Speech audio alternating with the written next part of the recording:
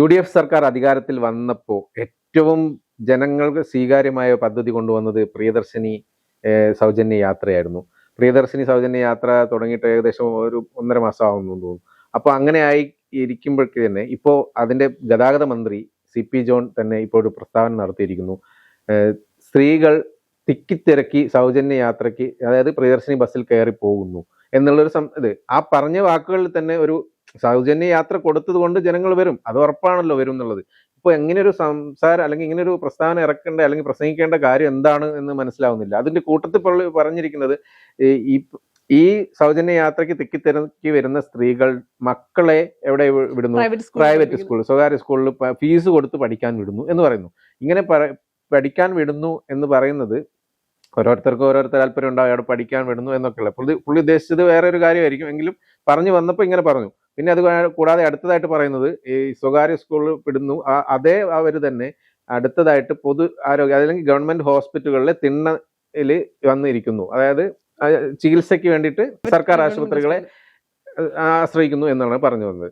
അപ്പൊ ഇങ്ങനെ പറയുമ്പോൾ ഈ CP ജോൺ പറഞ്ഞതിന്റെ ഒരു അർത്ഥം എന്ന് വെച്ചാൽ എല്ലാം പൊതുജനങ്ങൾ അല്ലെങ്കിൽ പൊതു വകുപ്പുകളെ ആശ്രയിക്കുന്നതായിരിക്കും നല്ലത്, അല്ലാതെ പഠനത്തിന് വേറൊരു സ്വകാര്യ സ്കൂളുകളെ ആശ്രയിക്കാതെ എല്ലാം, അല്ലെങ്കിൽ അവർക്ക് പൊതു സ്കൂൾ ഉണ്ടല്ലോ, പൊതുവിദ്യാലയങ്ങളെ ആശ്രയിക്കാമായിരുന്നു. അങ്ങനെ പറയുന്ന ഒരു സംഭവമാണ്.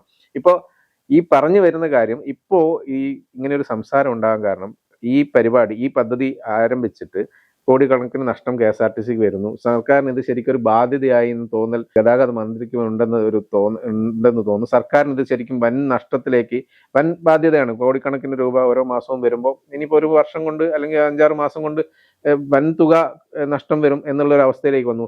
ഈ പദ്ധതി ശരിക്കും നടത്തണ്ട എന്നുള്ളൊരു ചിന്തയാണോ ഇപ്പോൾ ഈ ഗതാഗത മന്ത്രിക്ക്? അതിൽ നിന്നാണോ ഈ ഒരു സംസാരം ഉണ്ടായത്? അല്ല, എനിക്ക് അങ്ങനെ തോന്നുന്നില്ല. കാര്യം ഗതാഗത മന്ത്രി CP ജോൺ, ഞാൻ ആദ്യം അല്ലെങ്കിൽ അദ്ദേഹത്തെ ഗതാഗത വകുപ്പ് മന്ത്രിയായി അദ്ദേഹം വരുന്നു. അപ്പൊ ഞാൻ തന്നെ പലപ്പോഴും അല്ലെങ്കിൽ പല ആളുകളോട് സംസാരിച്ചപ്പോഴും ഇവിടെ നമ്മൾ തന്നെ വീഡിയോ എടുക്കുമ്പോഴും ഞാൻ പറഞ്ഞിരുന്നു, ചിലപ്പോൾ ഏറ്റവും പരാജയപ്പെട്ട മന്ത്രിയെ 5 വർഷം കഴിയുമ്പോൾ കേൾക്കാൻ പോകുമ്പോൾ CP ജോൺ ആയിരിക്കും. കാരണം ഈ പദ്ധതി പരാജയപ്പെടുകയാണെങ്കിൽ. അതിനുശേഷം അദ്ദേഹത്തിന്റെ ഒരു ഇന്റർവ്യൂ ഏഷ്യാനിൽ കാണുകയുണ്ടായി. അദ്ദേഹം വളരെ കൃത്യമായി കാര്യങ്ങൾ പറഞ്ഞു. ബദൽ പദ്ധതികൾ എന്താണ്. ആ സമയത്ത് പോലും എനിക്ക് ഒരുപാട്, ഞാൻ പ്രിയദർശിനിയുമായി ബന്ധപ്പെട്ട കാര്യങ്ങളൊക്കെ പറയുമ്പോൾ മാനദണ്ഡം വെക്കണം എന്നൊരു അഭിപ്രായം എനിക്കുണ്ടായിരുന്നു. ടിക്കറ്റ് എടുക്കാൻ താല്പര്യമുള്ളവർക്ക് ടിക്കറ്റ് എടുക്കാനുള്ള സംവിധാനം നൽകണം എന്നൊക്കെ അഭിപ്രായമുള്ള ആളായിരുന്നു. ഞാനപ്പോൾ അത് പല ആവർത്തി പറഞ്ഞു. മന്ത്രിയുടെ അഭിപ്രായം മന്ത്രി എന്ന് പറയുന്നത്, മന്ത്രി നമ്മളെ ഞെട്ടിച്ചു. അന്ന് മന്ത്രി പറഞ്ഞൊരു വാക്ക് എന്ന് പറയുന്നത്, ഒരു സ്ത്രീ അവൾ പാവപ്പെട്ടവരാണ് അല്ലെങ്കിൽ ഒരു സ്ത്രീ പാവപ്പെട്ടവളാണെന്ന് ഒന്നിലധികം തവണ ഒരാൾക്ക് മുന്നിൽ പറയേണ്ടി വരുന്നത് വളരെ മോശമാണ്. അതുകൊണ്ട് തന്നെ അത്തരം അതിന്റെ ആവശ്യമില്ല, അല്ലെങ്കിൽ മാനദണ്ഡങ്ങളൊന്നും വെക്കുന്നില്ല, എല്ലാവരും കയറട്ടെ. അതിപ്പോ സർക്കാർ ജീവനക്കാർക്കും കയറാം, മറ്റുള്ളവർക്കും കയറാം, ഒരു പ്രശ്നവുമില്ല, സ്ത്രീ ആയിരുന്നാൽ മതി എന്നുള്ള ഒരു രീതിയിൽ മന്ത്രി പറഞ്ഞു. അപ്പൊ ഞാൻ വിചാരിച്ചു അത് ശരിയാണ്. ഒരാൾ പാവപ്പെട്ടതാണ് എന്ന് ഒന്നിലധികം തവണ ഒരാളോട് അല്ലെങ്കിൽ ഒരു ദിവസം പറയേണ്ടി വരുന്നത് മോശമാണ്. അപ്പം അത് മന്ത്രി പറഞ്ഞാണ് ശരി. അത് കഴിഞ്ഞ് ഞാൻ പറഞ്ഞു ടിക്കറ്റ് എന്റെ ഒരു ഇതായിരുന്നു, ടിക്കറ്റ് എടുക്കാൻ താല്പര്യമുള്ളവർ ടിക്കറ്റ് എടുത്ത് യാത്ര ചെയ്യട്ടെ, QR കോഡ് വെച്ചാൽ മതിയല്ലോ എന്നൊക്കെ ഒരു അഭിപ്രായം എനിക്കുണ്ടായിരുന്നു. അപ്പോഴും മന്ത്രി അത് ആദ്യഘട്ടത്തിൽ നോക്കുന്നില്ല, കുറച്ച് കഴിഞ്ഞ് അതും ഇതേപോലെ ഒരാൾ ചോദിച്ചപ്പോൾ ആദ്യഘട്ടത്തിൽ അതൊന്നും നോക്കുന്നില്ല, കുറച്ച് കഴിഞ്ഞ് എന്താന്ന് നോക്കാം. സർക്കാരിന് അറിയാമായിരുന്നു ഇത് വലിയൊരു ബാധ്യതയാണ് സർക്കാരിനെന്നുള്ളത്. സർക്കാർ ഫണ്ട് ചെയ്യാൻ തയ്യാറാണ് എന്ന് പറഞ്ഞിട്ട് തന്നെയാണ് സർക്കാർ ഈ പദ്ധതിയുമായി മുന്നോട്ട് പോകുന്നത്. ഒരിക്കലും തെരഞ്ഞെടുപ്പിനെ നേരിടാൻ വേണ്ടി ഇത്തരം പദ്ധതികൾ കേരളം പോലെ ഒരു സംസ്ഥാനത്ത് പറയാൻ പാടില്ല എന്ന് UDFനും കോൺഗ്രസിനും അറിയാമായിരുന്നു. അതുകൊണ്ട് തന്നെ വലിയ ബാധ്യത വരുമെന്നുള്ള കാര്യത്തിൽ ഇവർക്ക് ആർക്കും ഒരു തർക്കവും ഉണ്ടായിരുന്നില്ല. അപ്പോൾ അതൊക്കെ സർക്കാർ ഏറ്റെടുക്കാൻ തയ്യാറാണ് എന്നും അറിയാമായിരുന്നു. പിന്നെ സ്ത്രീകൾ സ്വാഭാവികമായി ബസ്സിൽ കയറും, അല്ലെങ്കിൽ സൗജന്യമായതുകൊണ്ട് സ്ത്രീകൾ കയറും, അത് ആ ബസ്സുകളിൽ തിരക്കുണ്ടാകും. ഇതും മുഖ്യമന്ത്രിയും CP ജോൺ ഗതാഗത വകുപ്പ് മന്ത്രി ഒക്കെ തന്നെ പറഞ്ഞ കാര്യങ്ങളാണ്. ബസ്സിൽ സ്ത്രീകൾക്ക് ഞെരുങ്ങി കുത്തി കയറാനുള്ള സാധ്യതയുണ്ട്, തിരക്കുകൾ ഉണ്ടാകും. സ്ത്രീകൾക്ക് വേണ്ടി മറുവശത്ത് പിങ്ക് ബസ് പോലും തിരുവനന്തപുരം സിറ്റിയിൽ ട്രയലിന് വേണ്ടി കൊടുക്കുന്നു എന്നൊക്കെ പറഞ്ഞതും ഇതേ സർക്കാരാണ്. അപ്പൊ എന്തിനാണ് അദ്ദേഹം അത്തരം ഒരു പരാമർശം നടത്തിയെന്ന് എനിക്കറിയില്ല. സ്ത്രീകൾ കയറുന്നു എന്ന് പറയുമ്പോൾ അത് രണ്ട് രീതിയിലെടുക്കാം. ഒന്ന് പോസിറ്റീവായിട്ട് സ്ത്രീകൾ അത്രത്തോളം കയറുന്നു, പക്ഷെ ഈ ഒരു പ്രസ്താവന നമുക്കൊരു പോസിറ്റീവായിട്ട് എടുക്കാൻ കഴിയില്ല. കാര്യം തിരക്കി സ്ത്രീകൾ സൗജന്യ യാത്ര കിട്ടുന്നത് കൊണ്ട് തന്നെ സ്ത്രീകൾ കയറുന്നു എന്ന് പറയുന്നതിനോട് എനിക്ക് ആ ഒരു ഇപ്പൊ പറഞ്ഞിരിക്കുന്ന സ്റ്റേറ്റ്മെന്റിനോട് യോജിപ്പില്ല. പക്ഷെ അതിനെ പോസിറ്റീവായി പറയാം. ഞങ്ങളുടെ പദ്ധതി വിജയിച്ചു, അതുകൊണ്ടാണ് തിരക്കി ആളുകൾ ബസ്സിൽ കയറുന്നതെന്ന് പറയാം. അപ്പോ സ്ത്രീകൾ ഉപയോഗിക്കുന്നത്, സൗജന്യ യാത്ര നൽകുമ്പോൾ സ്ത്രീകൾ ചോദിച്ചിട്ടല്ല സൗജന്യ യാത്ര നൽകിയത്, പക്ഷെ സർക്കാർ സൗജന്യ യാത്ര മുന്നോട്ട് വയ്ക്കുമ്പോൾ സ്ത്രീകൾ പൊതുഗതാഗതം ഉപയോഗിക്കുന്നു എന്ന് പറയുന്നത് സർക്കാരിന്റെ പോസിറ്റീവ് സൈഡാണ്, അല്ലെങ്കിൽ സർക്കാരിന്റെ ഗുണമാണ്. അത് കഴിഞ്ഞ് അദ്ദേഹം പറഞ്ഞ ഒരു കാര്യം, മക്കളെ പ്രൈവറ്റ് സ്കൂളിൽ പഠിപ്പിക്കുന്നു. അതിന് സൗജന്യ യാത്രയിൽ KSRTCയിൽ യാത്ര ചെയ്യുന്ന ഒരു സ്ത്രീ തന്റെ കുട്ടിക്ക് പണം നൽകി പ്രൈവറ്റ് സ്കൂളുകളിൽ പഠിപ്പിക്കുന്നു. അതിൻ്റെ അകത്ത് മുൻപ് തന്നെ ഒരുപാട് ചർച്ചകൾ നടന്നിട്ടുള്ളതാണ്, ഒരുപാട് പേർ സംസാരിച്ചിട്ടുള്ള കാര്യമാണ്. എന്തിനാണ് എല്ലാവരും മക്കളെ പ്രൈവറ്റ് സ്കൂളിൽ പഠിപ്പിക്കുന്നത്? 10 വരെ, അല്ലെങ്കിൽ ഇപ്പോഴത്തെ ഒരു ശൈലി വെച്ച് 10 വരെ CBSE പഠിപ്പിക്കും, +1 +2 ഏതെങ്കിലും ഗവൺമെന്റ് സ്കൂളിൽ വിടും, അല്ലെങ്കിൽ +2 കഴിയുമ്പോൾ ഗവൺമെന്റ് കോളേജുകൾ, നീറ്റ് ഏത് എഴുതിയാലും അപ്പോൾ അവർക്ക് ഗവൺമെന്റിന്റെ കോളേജുകൾ കുട്ടികൾ പഠിക്കണം. അത് കഴിഞ്ഞ് ഇനിയിപ്പോൾ പെൺകുട്ടിക്കാണെങ്കിൽ, ഇപ്പോൾ ഒരുപാട് മാറ്റമുണ്ടെങ്കിൽ പോലും പെൺകുട്ടിക്കാണെങ്കിലും ആൺകുട്ടിക്കാണെങ്കിലും വീട്ടുകാർ ആഗ്രഹിക്കുന്നത് സർക്കാർ ജോലി കിട്ടണം. സർക്കാർ സ്കൂളിനോട് പുച്ഛമാണ്, സർക്കാർ സ്കൂളിൽ പഠിക്കില്ല, പക്ഷേ മക്കൾക്കെല്ലാം സർക്കാർ ജോലി കിട്ടണം, അവർ പ്രൈവറ്റ് സ്കൂളുകളിൽ പഠിപ്പിക്കും. എനിക്ക് അതിനോട് യോജിപ്പില്ല. ഞാൻ ഈ പ്രസ്താവനയിൽ CP ജോൺ എന്ന ഗതാഗത വകുപ്പ് മന്ത്രിക്കൊപ്പമാണ്. കാര്യം സ്വന്തം മക്കളെ പോലും, ഗവൺമെന്റ് ജീവനക്കാർ പോലും സ്വന്തം മക്കളെ ഗവൺമെന്റ് സ്കൂളിൽ വിട്ട് പഠിപ്പിക്കാറില്ല. പല സ്കൂളുകളിലെ അധ്യാപകരും സ്വന്തം മക്കൾ, അല്ലെങ്കിൽ അവർ സ്കൂളിലെ അധ്യാപികയായിരിക്കും, 10 വർഷം അല്ലെങ്കിൽ 15 വർഷമായിട്ട് അവരവിടെ അധ്യാപികയായിരിക്കും. അവരുടെ മക്കൾ പഠിച്ചതും അവരുടെ മക്കൾ ഇപ്പോൾ പഠിക്കുന്നതും പല ആളുകളുടെയും പ്രൈവറ്റ് സ്കൂളിലാണ്. അപ്പൊ സ്വന്തം മക്കളെ പഠിപ്പിക്കാൻ, ഗവൺമെന്റ് സ്കൂളിൽ പഠിപ്പിക്കാൻ ധൈര്യമില്ലാത്ത അധ്യാപകരുള്ള കേരളത്തിൽ എന്ത് മാനദണ്ഡത്തിലാണ് കുട്ടികളെ പാരന്റ്സ് അവിടെ കൊണ്ടാക്കുന്നത് എന്നൊരു ചോദ്യം ഉണ്ടല്ലോ. അതിൽ ഈ CP ജോൺ പറഞ്ഞതില് തിക്കിത്തിരക്കി കാര്യങ്ങളൊക്കെ പറഞ്ഞെങ്കിലും അതിനകത്ത് പറഞ്ഞൊരു കാര്യം നമ്മൾ ശ്രദ്ധിക്കണം. സ്വകാര്യ സ്കൂളിൽ പഠിപ്പിക്കുന്നുണ്ട്, പൊതുവിദ്യാലയങ്ങളിൽ കുട്ടികളില്ലാത്തൊരവസ്ഥയാണ്. കൂടുതൽ പേരും സ്വകാര്യ സ്കൂളുകളിലേക്കാണ് ആശ്രയിക്കുന്നത്. അപ്പൊ അതുകൊണ്ട് തന്നെ അവിടെയുള്ള ഏതാണ് അധ്യാപകരുടെ തസ്തിക നിലനിർത്താൻ വലിയ ബുദ്ധിമുട്ടാണുള്ളത്, കൂട്ടേണ്ടി വരുന്നുണ്ട്. അവർ അധ്യാപകരെ പിരിച്ചുവിടേണ്ട ഒരു അവസ്ഥ വരുന്നുണ്ട്. ഇപ്പൊ ഇങ്ങനെ ഒരു സംഭവം പോകുന്നു, ഇങ്ങനെ ഒരു വിദ്യാർത്ഥികൾ കുറയുന്നത് കൊണ്ടുള്ള ഒരു കാര്യമാണ്. അതും കൂടിയാണ് പുള്ളി എടുത്തു പറഞ്ഞത്. അതുകൊണ്ട് പൊതുവിദ്യാലയത്തെ കൂടുതൽ ആശ്രയിക്കണം എന്നുള്ള രീതിയിലാണ്, അതും ഇതുമായിട്ട് കണക്ട് ചെയ്ത് പറഞ്ഞതാണെന്ന് എനിക്ക് തോന്നുന്നു. സൗജന്യ യാത്ര നൽകുമ്പോൾ പൊതുഗതാഗതത്തിൽ കയറാൻ ആളുണ്ട്.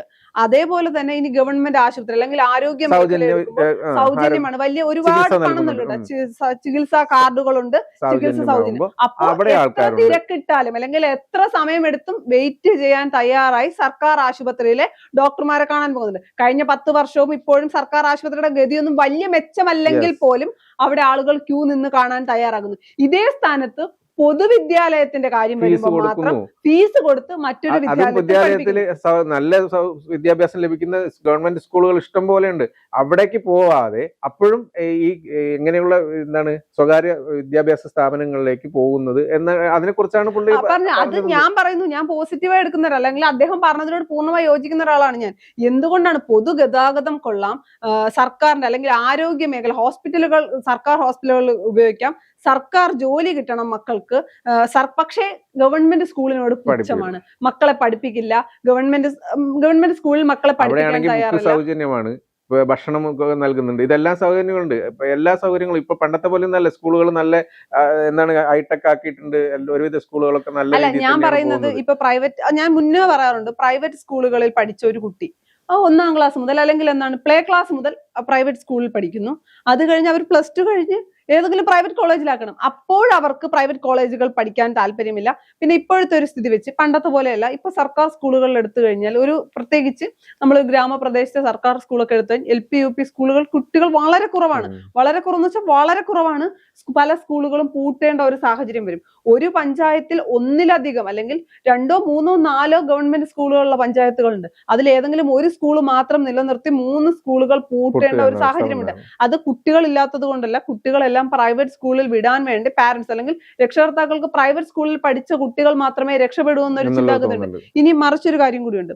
ഇതേ കുട്ടികളോട് സർക്കാർ സ്കൂളിൽ പഠിക്കുന്ന എല്ലാവരും അങ്ങനെ ജഡ്ജ് ചെയ്യുന്നവരാണ് എന്ന് ഞാൻ പറയുന്നില്ല. എന്നാൽ പോലും ഇന്നത്തെ കാലത്ത് സർക്കാർ സ്കൂളിൽ പഠിക്കുന്ന കുട്ടിയെ ജഡ്ജ് ചെയ്യുന്നത് എന്തോ വളരെ മോശം എന്ന് വെച്ചാൽ അങ്ങനെയല്ല. സർക്കാർ സ്കൂളിൽ പഠിക്കുന്നു എന്ന് പറയുമ്പോൾ പല ആളുകൾക്കും ഒരു പുച്ഛമാണ്, സർക്കാർ സ്കൂൾ അത്രയും മോശമാണ് എന്നുള്ളത്. പക്ഷെ സർക്കാർ സ്കൂളിലെ അധ്യാപകരൊന്നും അത്ര, അല്ലെങ്കിൽ അധ്യാപകരോ അവിടെ ട്രെയിൻ ചെയ്യുന്നവരൊന്നും അത്ര മോശം ആളുകളല്ല.